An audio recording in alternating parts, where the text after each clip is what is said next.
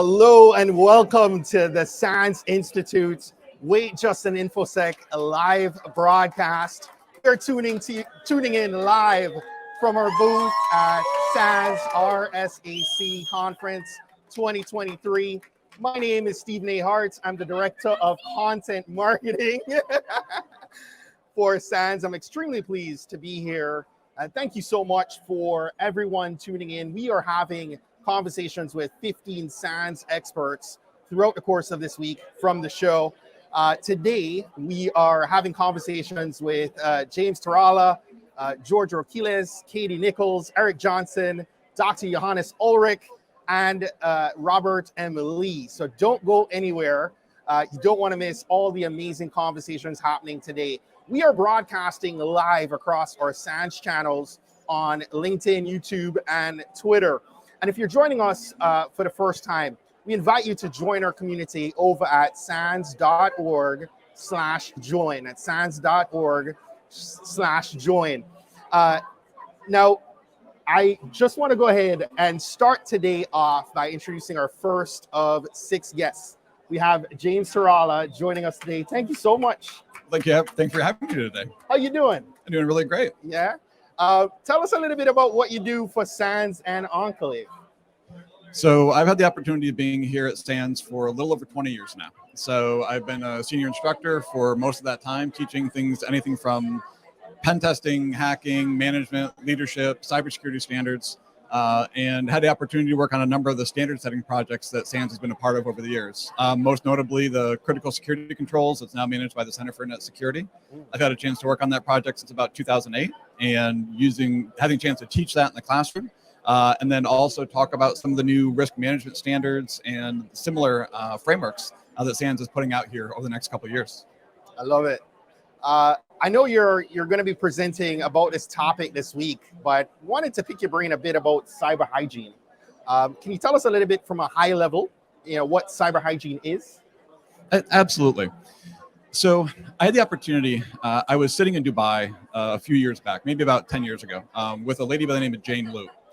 Jane used to be the CEO for Center for Internet Security, and we were having this exact conversation. And we were talking about what does it mean to really do cyber hygiene? And her comment to me was, she said, "Listen, James, I'm not in cybersecurity. I'm not an engineer. I might have been signals back in the day, but she said, I don't really know what this means. What is it?" And she said, "When I go to my dentist tells me there's certain things that I need to do. And if I do these things, I can hopefully not lose my teeth when I get old, right? So I can brush my teeth, I can floss, right?" And she said, "You don't have to do 10 things. You don't have to do 20 things to keep your teeth, but there are certain steps that need to be done if you want to make sure you don't lose your teeth when you're old." And she said, "What are the equivalents that we need to do on the cyber community? What do we need to do to make sure that that's happening from our side of things? Those basic eat your vegetables controls that frankly actually make a difference." And some of the better projects, the research projects we've been involved with, have actually been to look at actual incidents that are happening and do root cause analysis on those incidents, and then be able to turn that into a better understanding of what are the things that would have made a difference in advance. So rather than waiting until after the fact, now we know, hey, these things actually would have stopped it in advance. And we've seen some really good case studies out there of saying it's not 100 things. It might be 5 things, 10 things. And if we do these things well and consistently, proactively, we can actually stop some of these attacks. Right. I love it. So, James, we have quite a number of people tuning in from across the globe. I'm seeing folks from Germany, Arizona, Switzerland, North Carolina, Maryland, Dubai, South Africa, United Kingdom, Oregon, Zurich, Switzerland. Hello to everyone joining us around the globe. Continue to say hello in the comments. Let us know where you're tuning in from. Drop your country flag in the chat and drop any questions that you might have there. I wanted to get the engagement of our audience in a poll for just a minute. We had a poll here where we wanted you to share, what you think is most important to ensuring good cyber hygiene. So if you could jump over to slido.com and input that code, or you can scan the QR code that's on the screen right now and take part in the poll. We'd love to see what you're thinking on this question that we have up for you. That's absolutely great. So we'll give that a minute. There's a little bit of latency between this going live That's out fair. to our audience. But while that's the results are coming in here, what are the kinds of best practices that folks need to consider, James, when we're talking about improving cyber hygiene? So I feel like over the years, there's been this common wisdom, right? If you look in the news or you go to any of these general standards that are out there, people will say, buy a firewall, buy antivirus, right? Patch your machines, right? These really simple things. And I feel like for a long time, that's been our focus. One of the better articles I've read, sort of case studies in this, was from Brian Krebs. And so Brian actually did an analysis of the Conti crimeware family. And what they were doing is they were really trying to do mostly ransomware, but then other kinds of attacks to organizations, especially in the West. And one of the things that they were doing, for instance, over and over again, was they were trying to figure out on a daily basis, part of their operations was, how do we make sure that the malware that we're putting in place isn't getting caught by the traditional EDR vendors? And so traditionally, we've always said to ourselves, all right, we need to do antivirus, anti-malware. And we said, you know what, this is great, this works, this is hygiene. But yet we know specifically that the crimeware families are taking operational steps to make sure that their malware works, even if you have those things in place. So our thought has been to try to understand what are the things, though, that make a difference in light of the fact that those attacks are actually taking place the way that they take place. And so there's been some really good standards out there. The U.S. National Security Agency, GCHQ, of course, in the UK. The Australian government has put out some really good studies. In fact, some of my favorite studies come out of Australia right now, looking at what are those top things we can do. And traditionally, you're seeing the same things. You're seeing application control. You're seeing patching third-party applications. We're seeing multi-factor authentication. And some of these standard issues more and more are coming to the top of the list. And they're not always easy things. Sometimes these are the hard things, but we know they work. Yeah. Brett, I wanted to come back to that, the results of that poll for a second and just share that with James and get your input. We're getting some results back. Quite a number of people are highlighting multi-factor authentication for your business apps. I really love that. I'm actually really excited that people have put MFA on so high on that list, because I feel like it's one of those things that we talk about a lot. It's, again, that we should do, but again, we don't always do. And I feel like most of these talks, these presentations I'm getting, frankly, I feel like I'm telling people eat your vegetables, and it's something you should do, but nobody wants to do. Yeah. But with that one in particular, it's the one that I would really call out on that is almost every company that I work with has almost the same response to this. Is if you go to their CEOs or the executive team and say, okay, are you doing MFA? The answer is pretty much always yes. Like, we're doing MFA. But what does that actually mean? And what they think in their mind is, all right, once a day or a couple times a day, I have to pull out my phone and I'm clicking a little app or an approve or an allow or whatever on that phone. So clearly we're using MFA because it's there. Like, I'm doing it every single day. But the question is, where are we doing it? So if we have, let's say, 75 SaaS apps, are we using MFA on 20 of them? If we have 20 on-prem applications, have we enabled it for on-prem applications? Are we using things like SAML or single sign-on to integrate those things together to make it easier for our end users? So I love the fact that they're bringing up on the poll that MFA is such a big deal. The thing I would just encourage people to do is, again, it's that hygiene concept. Let's do it everywhere. Let's not just do it once or twice. Yeah, that's awesome. So is cyber hygiene something that people should be thinking about consistently, or is it enough to do a deep clean, so to speak, perhaps once or twice a year? So that's a great question. So it's one of those areas where I'm a huge fan of program management, of project management in general. And some of the resources groups like the Project Management Institute put out, just whether you're planning a wedding or you're building a house or you're building a cybersecurity program, to me, it's a lot of the same concepts at the end of the day. There's certain program management ideas that have to be a part of it. And I think if I could give the analogy for hygiene, you can eat your vegetables, but you've got to do it consistently. You can exercise, but you've got to do it 3 days a week. Yeah. And if you want to do like a really hard workout, maybe once a month, that's great. And it's probably not horrible. But at the end of the day, it's really not going to give you any gains unless you're doing something like that consistently. That's a great analogy. I love that. So you're delivering a talk here. Tell us a little bit about what you're going to be talking about. I know the talk is leaning to cyber hygiene. When is it? So the talk at RSA is today. So if you're talking Pacific time, it's 1:15. So we're going to be in Moscow and West. And so hopefully I should have a great crowd up there today. So if you're here at the show or you're tuning in live and you have the ability to be available for James's talk, make sure you do so. And if not, we're going to make sure that we have the link to your talk in the comments. That'd be amazing. On our YouTube channel. I have a couple more questions for you.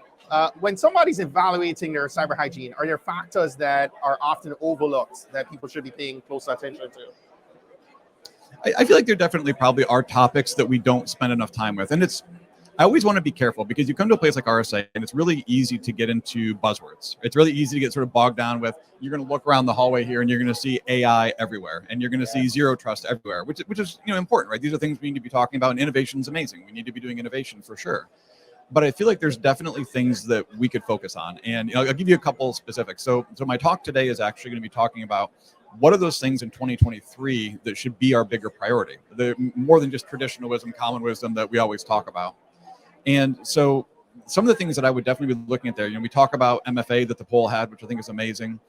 There are some buzzwords that, as buzzwordy as they may be, still have a lot of value. And absolutely, what we're talking about, things like network segmentation, actually doing that, looking as people are moving remote right now, for instance, and moving away from offices, turning offices into internet service providers.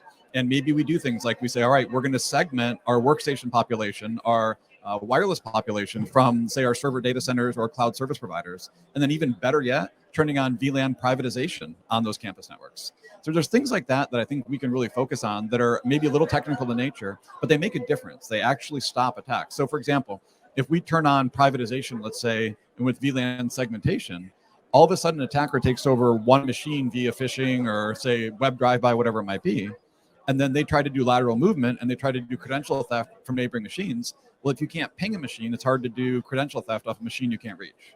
So there's things like that we just know work, even if it might be a little bit harder. But the talk today is trying to get people to think about what are those things this year that might be just a little bit different that maybe I couldn't have done in the past, and make that a bit of our focus. Yeah. So cyber hygiene feels like something relevant to individuals, but are there steps, right, that businesses should be taking to ensure that their staff are practicing good cyber hygiene? Well, I guess I would like to take it both ways. I think we, especially to a place like RSA, like we always want to talk about businesses, and there's nothing wrong with that. There's a lot of organizations that need help, a lot of folks here that could use the time and attention. I think I'd probably I'd answer the question both ways. I think if we're talking to our parents about what they need to do for their computers, or we're talking to our family members, or even just ourselves, I feel like there are things individuals should be doing. And there are things that we can encourage. Like we bring up MFA in the poll. I think, again, that's great for individuals. Sometimes we have to make a choice to use MFA. And sometimes it's easy not to do it, and we choose not to. But we still should.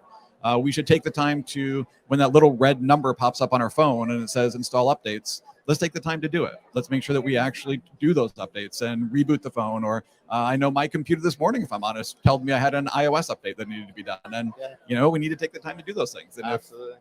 If we're people, if we're individuals, let's do the things that we know we need to do. Right. But I would say when you're talking about companies too, there's definitely a corporate perspective on this. So how do those organizations monitor efforts to boost that employee cyber hygiene? Well, I think you've got to figure out, first of all, what it is. I think that's step one is, have you made a decision of what cyber hygiene actually looks like? What are those priorities that we need to focus on? A lot of the standards are starting to talk more and more about hygiene. So again, the UK standards, the NSA, Center for Net Security, some of the SANS documents, we have, I think we're to the point where we know what those are, but we do have to make the decision that we're going to do that. I would say in the old days, Tony Sager used to make this comment that when cybersecurity first started, we were really just hiring wizards. And you'd pick a wizard and you'd get your wizard to do the best that you could do. And hopefully that wizard was better than all the bad wizards who are around you. But the problem in the industry is that there's only so many wizards that you can get a hold of, right? We're beyond that phase now. And I feel like we're to the point now where we could take a breath and understand that this is more data analytics now. It's a science, not an art. Like, I know a lot of people still want it to be an art, but we're not there anymore. It really is a science. And if we've decided that these are the things that make a difference, let's make a plan to achieve those. Let's prioritize those. Again, the programmatic approach, again, it may not be sexy, but what are the things that we know actually make a difference? Those 5 things, those 10 things, and let's track against those. And let's tell the board of directors, these are the 10 things we're going to be doing. I love things like, say, phishing results. And I mean, we all love phishing tests and we love seeing the results of phishing tests, and executives love seeing those numbers. But what are you going to do as an executive if you find out that 20% or 15% of your population is failing phishing tests? You can say, go do more education, which is amazing. We should be doing more education. It's absolutely what we should be doing. But does that really drive behavior, right? We measure things to make better decisions. So hopefully as we're tracking these things that we know are right, then leadership can say, okay, we see areas that need more resources, where we need more attention. and we can work away eating that elephant one bite at a time. Yeah. Seeing a couple comments here coming through the feed. There's a LinkedIn user that says, what can someone do in advance to protect their personal data in case their phone is stolen or lost? All right. Well, I mean, we can take those questions too. I mean, if somebody has a situation where you have a stolen phone, I mean, there's certain things, right? And we'll take any questions that come in. But in that case, we've got certainly backups, right? Making sure you're using iCloud, making sure that you've got your backups enabled, Yes. making sure that you're protecting those, making sure you're using authentication on those, making sure you're using multi-factor on those, right? All those things we've been talking about today. A lot of it's the standard answer. So let me ask you, we touched on AI. That's a big buzzword, I'm sure, that you're going to hear throughout the show Absolutely. this year, right? Are there any other, things that stood out to you so far as you're walking the floor? I know the show just really kind of kicked off today. Yeah. Is there anything else that you're kind of taking notice of since you've been here? Yeah, you know what there is? There's one big trend I've noticed as I've walked around that actually sort of warms my heart, if I'm being perfectly honest, is I've seen probably more vendors talking about API security, more vendors talking about code review, just software development practices in general. It's not that they haven't been here in the past. I mean, probably the last 5 years, we've seen API security companies here at RSA, but seeing so many of them just taking an awareness and an interest in really the development side of things. Right. It's been such an area of loss, or an area that we've been neglecting, frankly, for the last few years. It's really good to see some attention started to be focused on it. That's interesting. We'll see what else other people have to share. Beyond your talk today, and remind me of the time one more. So we're talking 1:15 in Moscow and West for those of you that are here on site. But again, 1:15 here at RSA Pacific time. Good stuff. Beyond your talk, what else are you looking forward to getting into while you're here at RSAC? So there's definitely a couple presentations, and I'm always on the lookout for who's here, who's talking. There's some great talks I know tomorrow that are going to be taking place. Some of the government agencies, at least in the U.S., are going to be here, giving their perspectives. Some folks from CISA and Homeland Security and others, really just talking about what their view on things are.